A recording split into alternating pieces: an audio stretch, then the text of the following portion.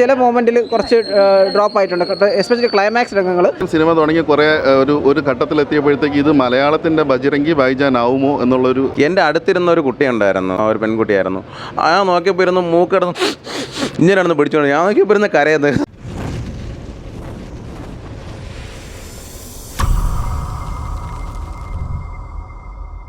പടം നല്ല പടം, മൊത്തത്തിൽ കണ്ടുകൊണ്ടിരിക്കാൻ പറ്റുന്ന ഒരു മൂവിയാണ്. തിയേറ്ററിൽ എല്ലാവർക്കും വന്ന് കാണാൻ പറ്റിയ ഒരു മൂവി.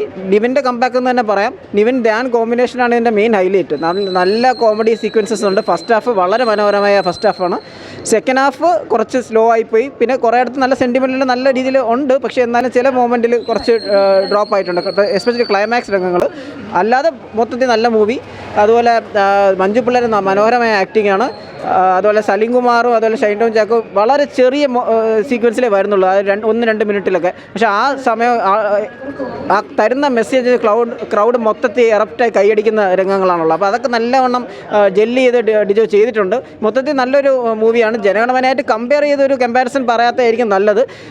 അത് വെച്ച് ഇച്ചിരി താന്ന് നിൽക്കുമെന്ന് പറയണം. പക്ഷേ മൊത്തത്തിൽ നല്ല movie, must watch in theatres. വന്ന് എന്തായാലും കാണേണ്ട മൂവിയാണ് നിവിൻസ് കംബാക്ക്. എനിക്ക് തോന്നിയൊരു കാര്യം, സിനിമ തുടങ്ങി കുറേ ഒരു ഘട്ടത്തിലെത്തിയപ്പോഴത്തേക്ക് ഇത് മലയാളത്തിൻ്റെ ബജരംഗി ഭായിജാൻ ആവുമോ എന്നുള്ളൊരു ചിന്ത. കാരണം നമുക്കൊരു അത് കുറേ ഇടങ്ങളിൽ സാമ്യതയുണ്ട്. എക്സാക്ട്ലി അതുപോലെ എന്ന് പറയാൻ പറ്റത്തില്ല, ചില സാമ്യതകളുണ്ട്.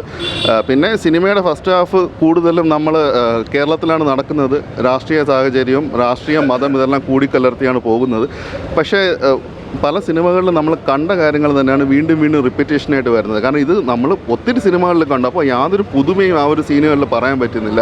പിന്നെ സംവിധായകൻ വളരെ പണിപ്പെട്ടത്, കാരണം ഇങ്ങനത്തെ ഒരു സാഹചര്യം വരും, മതം രാഷ്ട്രീയമൊക്കെ വരുമ്പോഴത്തേക്ക് നമുക്ക് ബാലൻസ് ചെയ്യേണ്ട ഒരു അദ്ദേഹം നല്ല രീതിയിൽ കഷ്ടപ്പെട്ട് ബാലൻസ് ചെയ്യിക്കുന്നത് പോലെ എനിക്ക് ഒരു ഫീൽ ചെയ്തു. പക്ഷേ അതിനുശേഷം കഥ കുറച്ചുകൂടി ഇൻട്രസ്റ്റിംഗ് ആവുന്നുണ്ട്. സെക്കൻഡ് ഹാഫിലേക്ക് പോകുമ്പോഴത്തേക്കും ഒരുപക്ഷെ നമുക്ക് ഇനി അടുത്ത കാലത്ത് ഇറങ്ങിയ പൃഥ്വിരാജിൻ്റെ ഒരു സിനിമയുമായി ഒരു സാമ്യത, കാരണം അത് സാഹചര്യങ്ങളാണ് ഉദ്ദേശിക്കുന്നത്. കാരണം ഇത് പിന്നെ ഈ സിനിമയുടെ നടക്കുന്നത് കോവിഡ് കാലത്താണ്. കോവിഡ് കാലത്ത് പിന്നെ ഇദ്ദേഹം വേറൊരു രാജ്യത്ത് എത്തിപ്പെടുകയും പിന്നെ അവിടെ വെച്ച് നമ്മുടെ അയൽരാജ്യത്തു നിന്ന് ഒരു വ്യക്തിയെ കാണുകയും പിന്നെ അവർ തമ്മിലുള്ള ഒരു ബന്ധം താണ് ഇതിൽ. അവർ തമ്മിലുള്ളൊരു സ്നേഹബന്ധം, പിന്നെ അദ്ദേഹത്തിൻ്റെ കുടുംബത്തെ പറ്റി പറയുന്നു. അതേസമയം കേരളത്തിൽ ഇദ്ദേഹത്തിൻ്റെ കുടുംബത്തിന് വേണ്ടി എന്തൊക്കെ നടക്കുന്നു, ഇങ്ങനെ കാര്യങ്ങളെല്ലാം കൂടെ പോയി. ഇതെല്ലാം നമ്മുടെ കൺമുമ്പിൽ നടന്ന കുറേ കാര്യങ്ങൾ ഇതിനകത്ത് വരുന്നുണ്ട്. ആദ്യ ഭാഗത്ത് രാഷ്ട്രീയ മതമാണെങ്കിലും ഒത്തിരി ഡയലോഗുകളിലൂടെ അവരത് പറയാൻ ശ്രമിക്കുന്നുണ്ട്.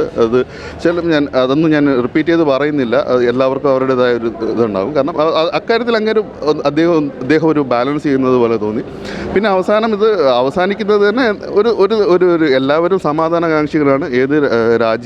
ഏത് രാജ്യത്തായിരുന്നാലും ഭൂരിഭാഗം ആൾക്കാരും ഇത് സമാധാനകാംക്ഷികളാണ്. മതത്തിന് ആവശ്യമില്ലാത്ത രീതിയിൽ എന്തുകൊണ്ട് ഉപയോഗിക്കുന്നു, ഇങ്ങനെയുള്ള കുറേ ചോദ്യങ്ങളും അതിനുള്ള ഉത്തരങ്ങളും ഇതിനോട് പിന്നെ തമാശ രേഖയാണ് ചെയ്തിട്ടുണ്ട്. പിന്നെ നിവിൻ സത്യം പറഞ്ഞു കഴിഞ്ഞാൽ അദ്ദേഹം വളരെ നല്ല രീതിയിൽ ഇതിനകത്ത് അദ്ദേഹത്തിൻ്റെ റോൾ ചെയ്തിട്ടുണ്ട്. കാരണം സ്ഥിരമായി നമ്മൾ നിവിനെ കാണുന്നുള്ള ഒരു കുട്ടിത്തം നിറഞ്ഞ കഥാപാത്രം അല്ലെങ്കിൽ കുസൃതി നിറഞ്ഞ കഥാപാത്രം അത് അദ്ദേഹം വളരെ മനോഹരമായി തന്നെ ചെയ്തിട്ടുണ്ട്. എടുത്തു പറയേണ്ടത് ധ്യാൻ ശ്രീനിവാസൻ, അദ്ദേഹം ഈ സിനിമയിൽ അദ്ദേഹത്തിൻ്റെ കൂടെ വരുന്നുണ്ട്. ഇവർ രണ്ടുപേരും നമ്മൾ സ്ഥിരമായി കാണുന്ന അവരിൽ നിന്ന് കാണുന്ന ഇതിനു മുമ്പ് പല സിനിമകൾ കണ്ടതാണെങ്കിലും അതൊരു റിപ്പീറ്റേഷനായിട്ടോ അല്ലെങ്കിൽ എന്തെങ്കിലുമായിട്ട് തോന്നിയില്ല.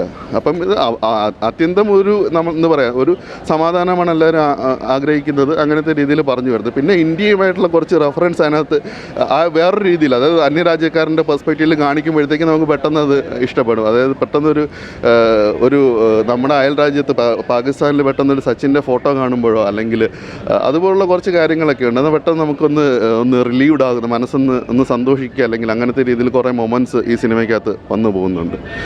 ഓവറോൾ ഒരു ഓൺ ടൈം വാച്ച് തന്നെയാണ്. പടം ഫസ്റ്റ് ഹാഫ് എനിക്ക് അത്ര ഇഷ്ടപ്പെട്ടില്ല. ഞാൻ വിചാരിച്ച് നിവിനേട്ടൻ പോയെന്നാണ് വിചാരിച്ചത്.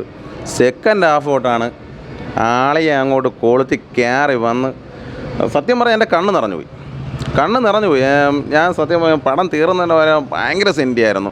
എൻ്റെ അടുത്തിരുന്ന ഒരു കുട്ടിയുണ്ടായിരുന്നു, ഒരു പെൺകുട്ടിയായിരുന്നു. ഞാൻ നോക്കിയപ്പോൾ ഇരുന്ന് മൂക്കിടന്ന് ഇങ്ങനെയാണെന്ന് പിടിച്ചോണ്ട് ഞാൻ നോക്കിയപ്പോൾ ഇരുന്ന് കരയുന്നത്. എൻ്റെ കണ്ണ് നിറഞ്ഞു. പക്ഷെ നമുക്ക് കരയാൻ പറ്റൂ.